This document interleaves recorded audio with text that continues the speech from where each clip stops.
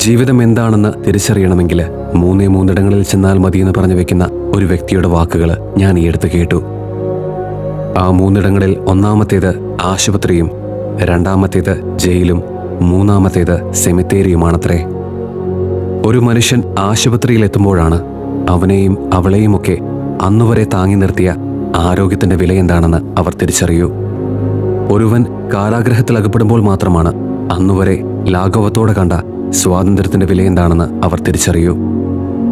സെമിത്തേരിയിൽ അലറിക്കരയുന്ന മനുഷ്യരെ കാണുമ്പോഴാണ് ഒരു വ്യക്തിക്ക് കടന്നുപോകുന്ന ഓരോ നിമിഷത്തിന്റെയും മൂല്യം അതിന്റെ പരിപൂർണതയിൽ തിരിച്ചറിയാൻ കഴിയൂ. ഇന്നനുഭവിക്കുന്ന ആരോഗ്യത്തിലും യശസ്സിലും സ്വാതന്ത്ര്യത്തിലും പുതുമയൊന്നും നമുക്ക് തോന്നാത്തത് അത് ഇനിയും നഷ്ടപ്പെടാത്തത് കൊണ്ടാണ്. അതുകൊണ്ട് നഷ്ടപ്പെടാൻ കാത്തു നിൽക്കരുത് ജീവിതം ആസ്വദിക്കാൻ.